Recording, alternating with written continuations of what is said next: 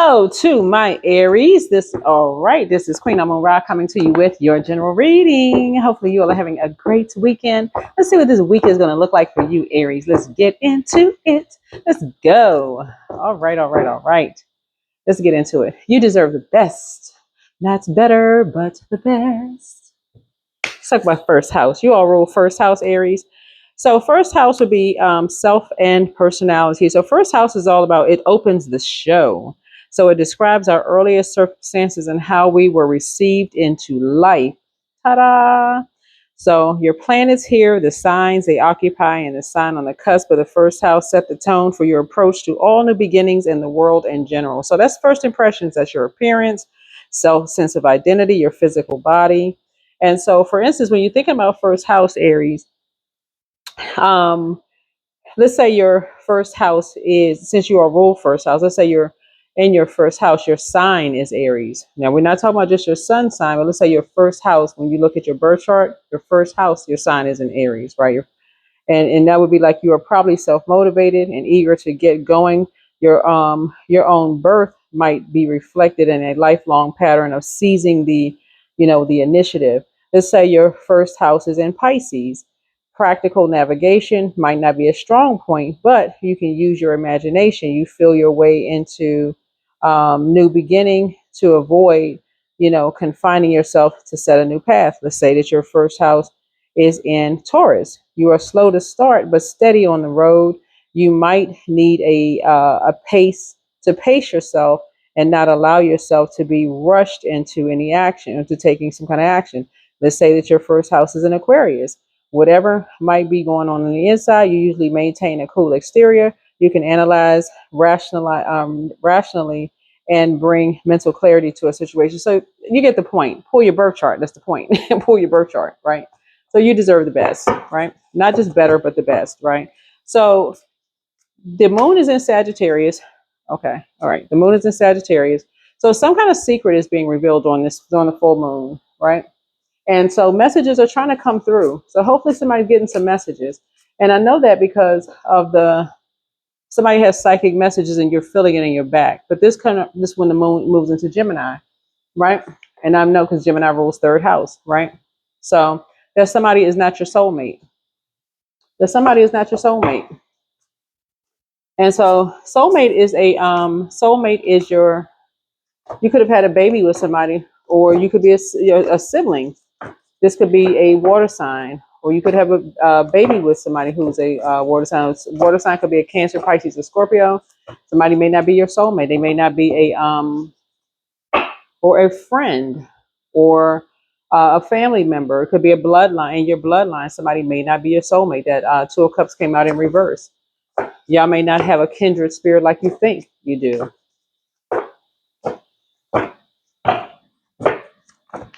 Right? And that could be a secret exposed. It could be one of your kids that may not be your soulmate, right? So here we have the Four Pentacles here. And so something may be trying to communicate with you, that somebody may be holding on to something. And it could be a Taurus. What is a Capricorn here? Somebody's trying to communicate a message to you, and somebody's not picking up on something because they're not a kindred spirit, that they've been going through a nightmare. Two energies, two sides of the sword. Somebody's not picking up on a message. It's not getting through. When it's a kindred spirit, that energy literally can be on the other side of the world, and you would pick up a message. Y'all know what I'm saying? Like sometimes you have such a connection with an energy, you can literally feel what they're going through, no matter where they are in the world. Y'all know, like sometimes, no matter what you're going through, you could be a person that is, you just got a feeling. Y'all know, like y'all remember the show 60 Minutes? Well, I don't know if it still comes on television, when they like do the segments where like people in different parts of the world, and they like, I was thinking about you today, and today I wore this color, such and such. Like, oh yeah, me too. And I did my hair this way, or I got a haircut, or they're so in sync with each other. And somebody may be close to somebody, but somebody is not a soulmate. Somebody is not a kindred spirit, or somebody that they think is a kindred spirit. They're not in sync because somebody has been feeling worthless. Somebody has a moon in Taurus. and somebody has not been picking up on somebody's energy.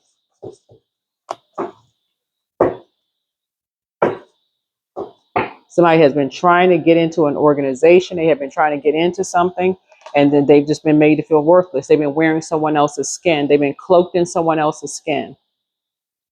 So there's a lot of learning that someone is learning how to do when it comes to this year of 9. And we're talking about spiritual learning. Sagittarius rules 9th house, right?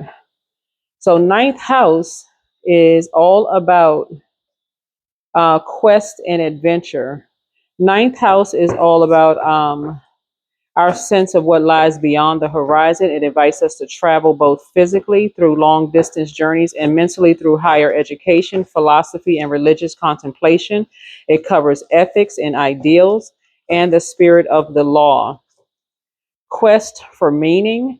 9th house is concerned with exploration in unfamiliar territory, the purpose of which is to reach for experience, wisdom, and greater understanding of ourselves and the world around us. 9th house is around teaching and higher education. In the 3rd, we learn the basics via early education, but in the 9th house, we go beyond the facts and analysis into meaning and synthesis. Our planets here suggest how we deal with the more complex level of learning. Philosophy, religion, and belief also, 9th house rules that. So here we seek answers to life's bigger question. Philosophy, politics, and law all belong in the 9th house, along with religion, faith, belief. This is the house of moral principle, political ideals, the ethics and codes by which we live. Also, 9th house is about adventure, travel, and long journeys. And so, yeah, there's two karmics. Two karmics fell on top of this 6 of wands here. So these two karmics wanted the center stage. Because all they wanted was, all they wanted was their 15 minutes of fame in order to lower someone's money significantly, right? And also to lower someone's reputation, lower two people's reputation. And they used this Taurus moon to do it, a Capricorn with the Taurus moon to do it.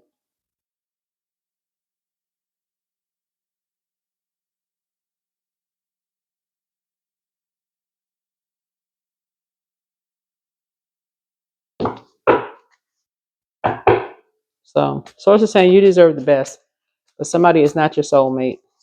Somebody is not your soulmate. Soulmate does not necessarily mean love interest. It could be a sibling. It could be a child. It could be a somebody. But somebody is not somebody's soulmate. If somebody would have felt something deep in their spirit of how cold somebody was to somebody's family.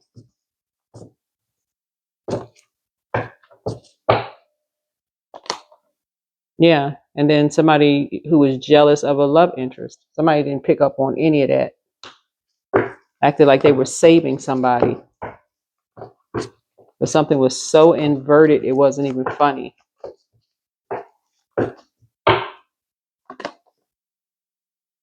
Yeah, so 7 of Cups here.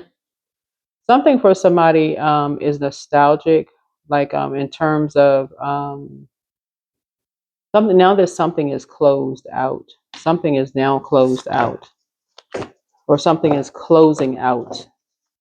Source is saying to you, you deserve the best, like just in terms of just being around energies that's going to keep you enlightened about dark moon magic, teaching you about dark moon magic versus light moon rituals, like keeping you enlightened, being around people. Like somebody was connected to, meaning you could have been connected to someone who was jealous of you. I mean, it's just no easy way to, there's no other way to say it. Somebody you could have had a baby with or something like that, but they were jealous of you. I mean, like,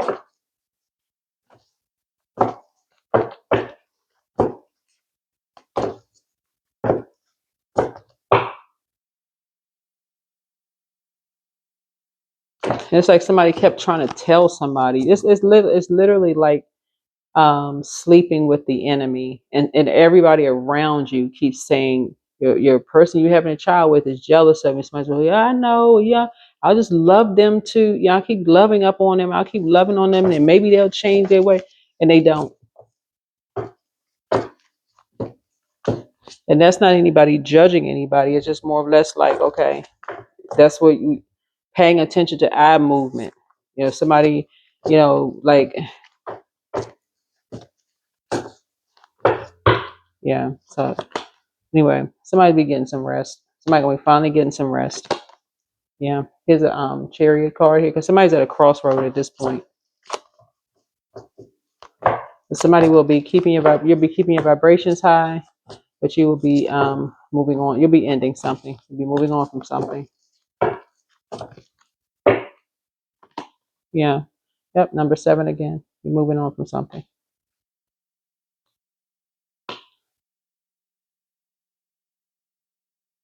Yep. You're moving on from something.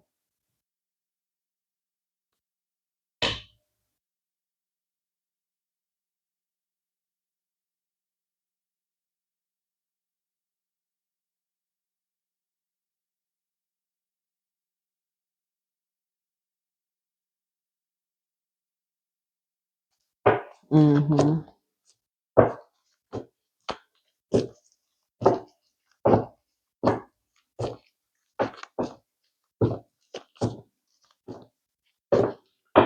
Somebody you had a baby with. Um,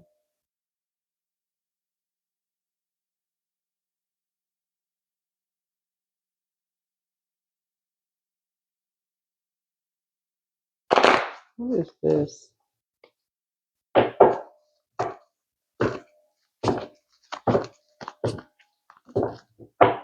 Hmm.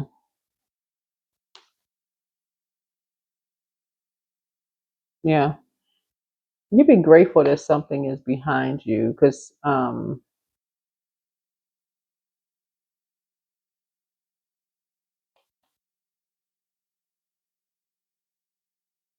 I mean it doesn't really matter if you're a man or woman, but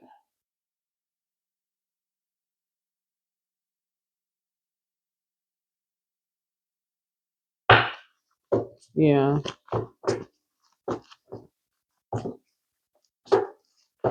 Hmm.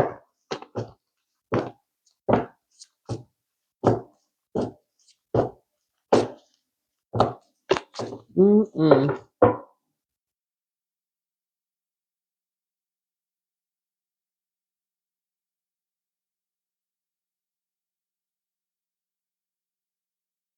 What is this?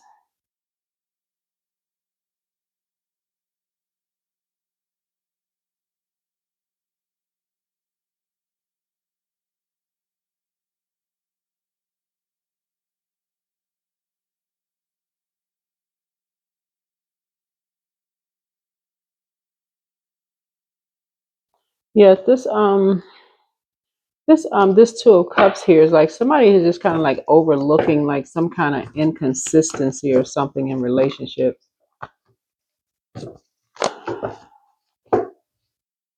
This is what some kind of a water sign. Um, because I see somebody has love coming across their path, but it looks like you're closing out one cycle. Whoever you are, it looks like you're closing out one cycle, and the one cycle could mean you're closing it out with a friend. It could mean that you're closing out with a love interest. It could mean you're closing out with a platonic friend, whatever. If somebody you're closing out with somebody you feel like you felt like was a kindred spirit. Okay.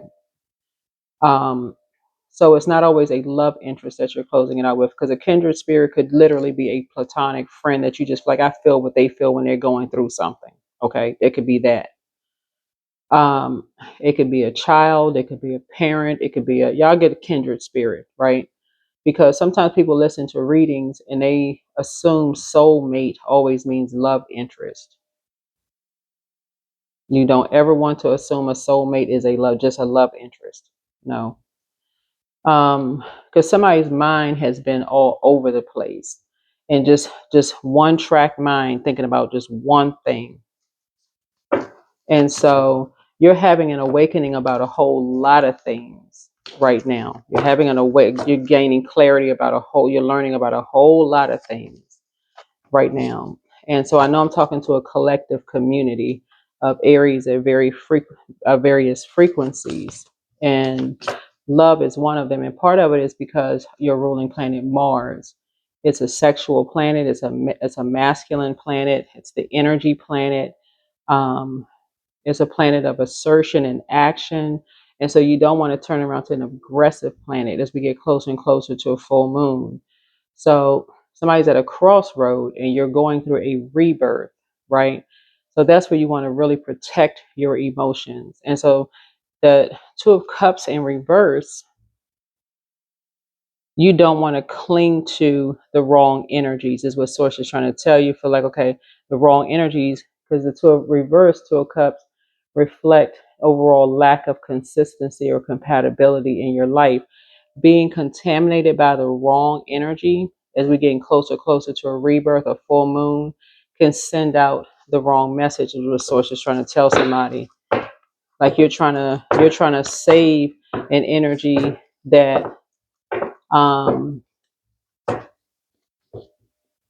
let me see this right here, 710, that may have their wishes fulfilled in another area, but they may have done something to you behind your back that you may not even be aware of. Yeah, if y'all know what I'm saying. So it could be like you're being at a crossroad in your life, you're this close to your vault door. They could have done something to you to cause a significant loss. And so she's saying you about to try to link up with somebody that could have done something horribly wrong to you without praying about something first, and they might not even be your soulmate. Where Source is saying, don't, because we're getting closer and closer to the full moon. Some of you all could kind of sort of feel like this person that's by themselves, like sitting here on top of this so hopefully this reading is helpful to somebody. It's just like, and I think that's for everybody. That's why everybody lives in a glass house. So that could literally be anybody. You, me, your neighbor, your person that you work across the hall from, person you live across the hall from, your neighbor in the cul-de-sac, whoever. You're trying to see things from a higher frequency. Trying to see something from a higher frequency, right? Just your first house. It's like, okay, as we get closer and closer to the full moon, you're getting all kinds of downloads that somebody may not be a kindred spirit. They could be just looking for you to save them, how you're communicating something to them, right? So they may just be in receiving mode, but they may have done something to you that they may have. Doesn't mean that they actually did. They may not even be aware of what's going on. Who knows? But you want to gain some clarity by keeping your vibrations high. And just this is where patience is exercised. Where patience is exercised. Right? So here's the Two of Wands here. There is an Aries that did something behind your back. Could be, yeah. There's a low vibrating Aries for sure that did something behind your back. It's this Two of Wands here. But there's also a high vibrating Aries that you are sort of gleaning from, somebody who inspires you to think bigger. That person could be alive or not alive, but somebody inspired you in your lifetime to not think so small. They inspired you to be global, like think outside the box. So maybe that's somebody that you want to focus on. So somewhere in your life, that's what you want to kind of sort of tune into. Somebody has been inspiring you, like they're saying, don't lose focus. Yeah, so this can even be an ancestor. So yeah, you have a dark Aries. Like when I say dark, I mean a low vibrating Aries that did something to you behind your back. But whether this person is alive or not, but a high vibrating Aries, who may or may not be alive, is basically saying to you, Basically they're saying, aim higher, raise your frequency. Like that's kind of, it's like a part of you. That person could be in your bloodline. They could be an ancestor, really. And it's basically like somewhere with their energy, they're trying to get you to see something from a higher frequency. Um, Not to stay connected to energies who try to determine your worth and determine your value by just kind of like keeping you bound to things, um, or keeping you bound to feeling like they feel about themselves because they don't want to unchain themselves from a particular low vibrating feeling they have about themselves. So they don't want to detach themselves from uh, detaching from their friends or way of thinking or whatever. And so that's keeping you attached to that. They're saying, by making you trying to feel like you think higher of yourself. So say you're going through a rebirth, it's time for you to ascend higher. You got some things you're trying to do. So here we have the Seven of Swords here. So something about you, you're taking your power back. You're taking something about you. That's what I'm saying. I was okay. Say what planet? Pluto.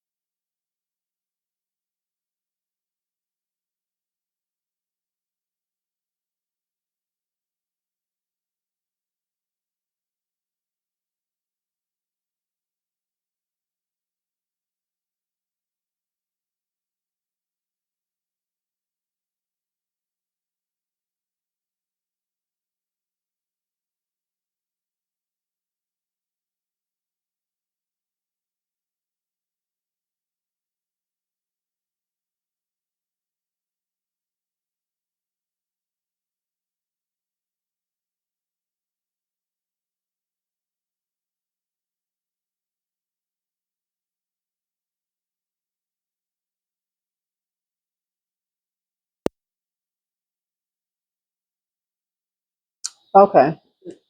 Let's see what else we got going on here.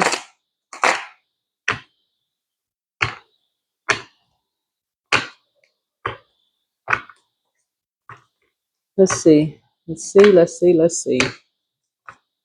And close this out. Yeah, King of Knight of Pentacles here. But this, I feel like his where's it? Yeah,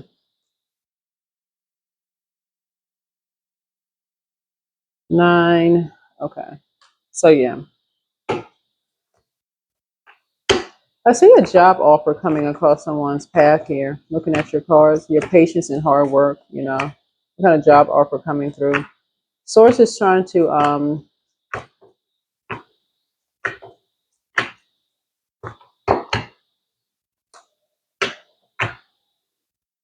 yeah, yeah. You're focused on something. Very focused. Your willpower,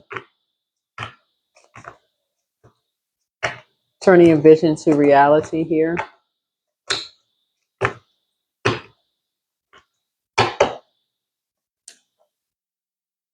And you keeping your vibrations high, seeing things from a higher frequency. Looking at your cards here. So that is what I have for you. Hopefully this is helpful.